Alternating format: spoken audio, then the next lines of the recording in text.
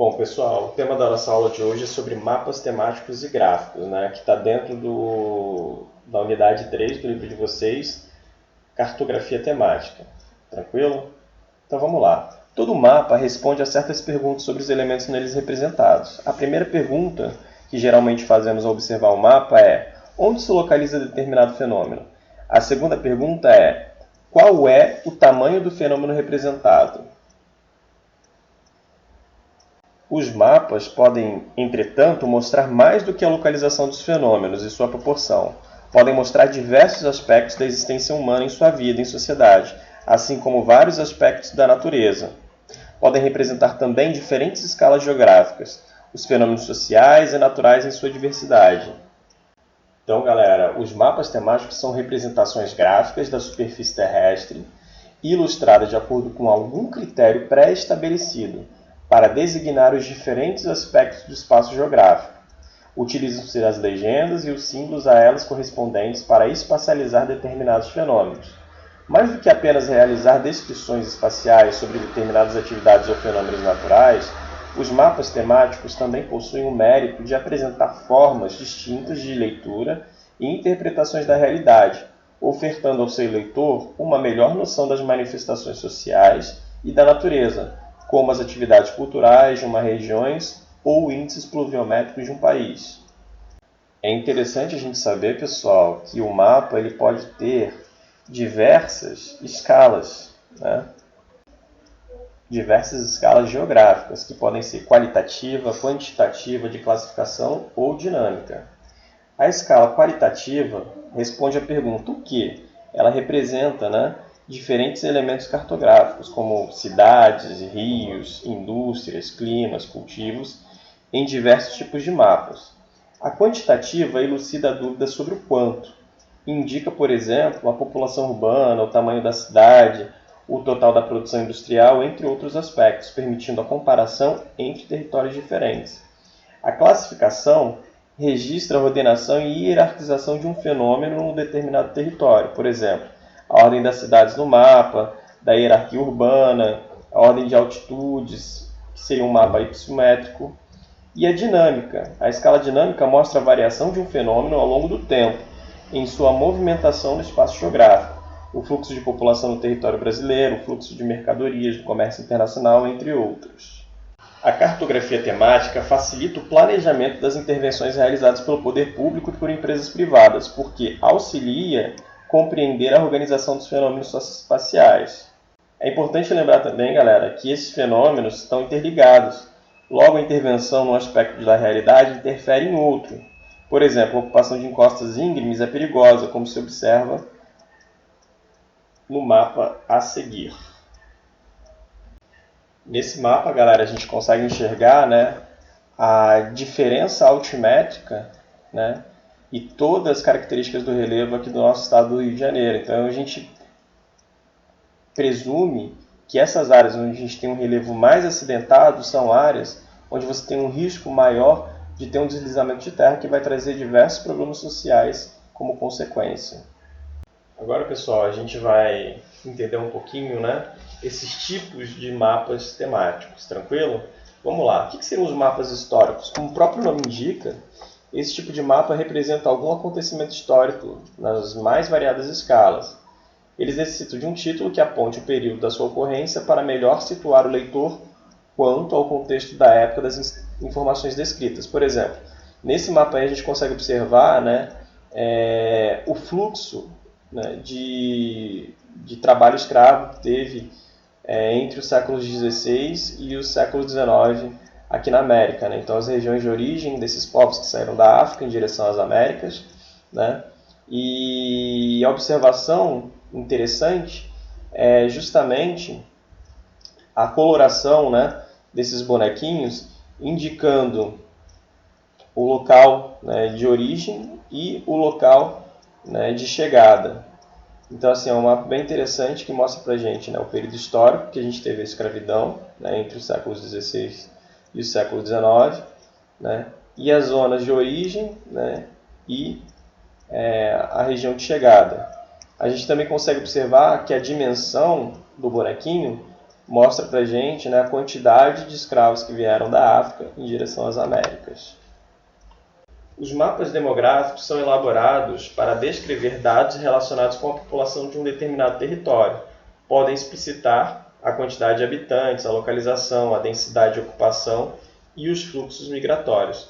No caso desse mapa que a gente está observando, obviamente é um mapa do território brasileiro, né, que mostra a densidade demográfica. O que seria a densidade demográfica? É a quantidade de habitantes por área. Nesse caso aí, são habitantes por quilômetro quadrado.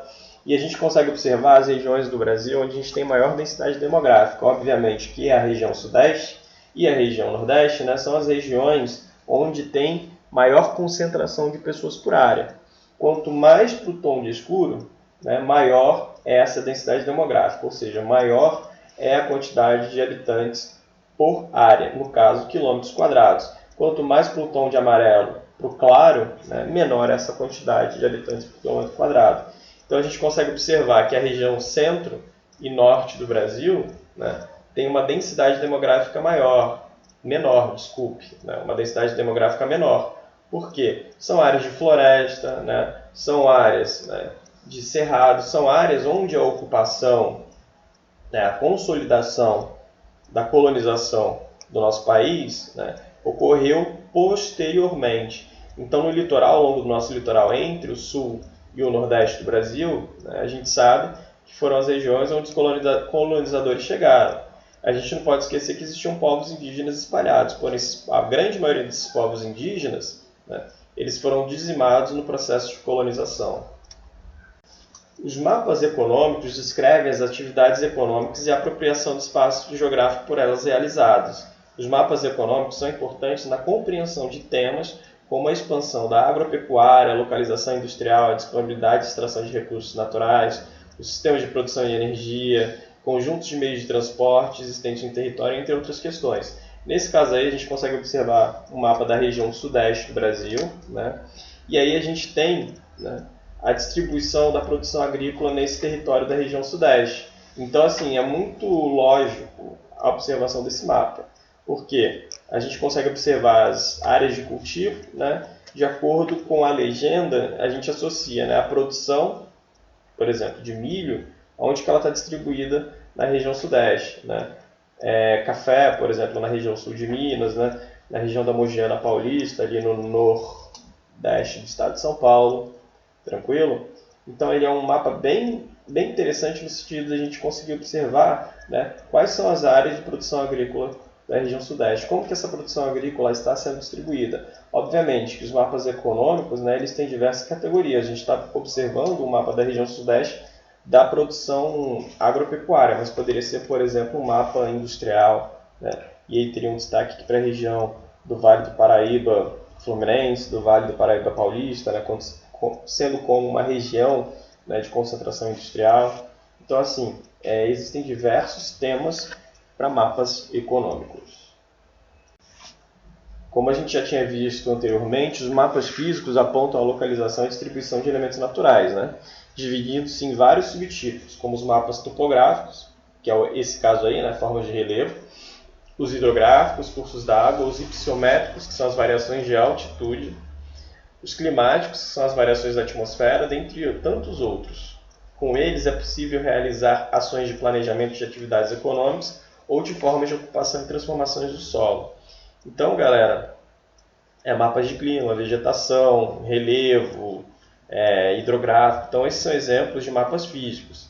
Eu trouxe para vocês, como a gente já viu anteriormente, né, um mapa do relevo aqui do estado do Rio de Janeiro, que a gente consegue enxergar as variações de altitude pelo próprio formato, né, das figuras aí representadas no mapa. Então, quanto mais com um tom de vermelho, alaranjado, né, maior é a altitude, ou seja, maior é a altura em relação ao nível do mar. E quanto mais para o tom de verde, menor é a altitude, correto? Então, observem aí, a nossa região, né, Volta Redonda, estaria em qual coloração? Mais com amarelo, né? Então a gente estaria em uma altitude entre 300 e 600 metros aproximadamente. Aquela região de Petrópolis, Teresópolis, Nova Friburgo, que é a região serrana do Rio, estaria mais para um tom de alaranjado, né? Já tendendo para um vermelho. Isso mostra que aquela região tem uma altitude, né? Tem um relevo mais alto.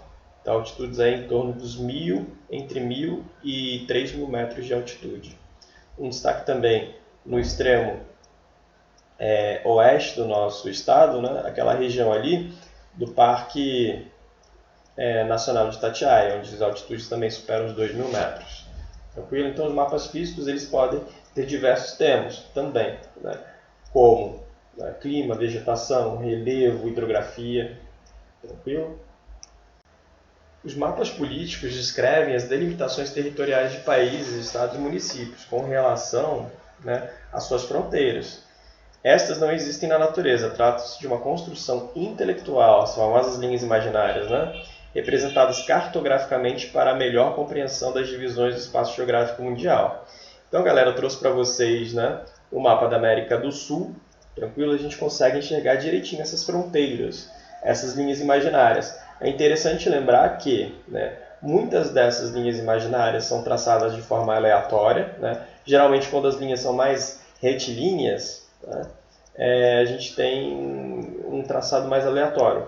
Porém, quando a gente começa a ver linhas com muitas curvas, com muitos declives, a gente sabe que são áreas de fronteira física, no sentido, pode ser uma serra, pode ser um rio, um lago, entendeu? Então, assim, é interessante a gente observar que, apesar dessas linhas terem sido construídas a partir do ser humano, são linhas imaginárias, mas muitas das vezes a gente tem um lago, um rio que delimitam essa fronteira, beleza?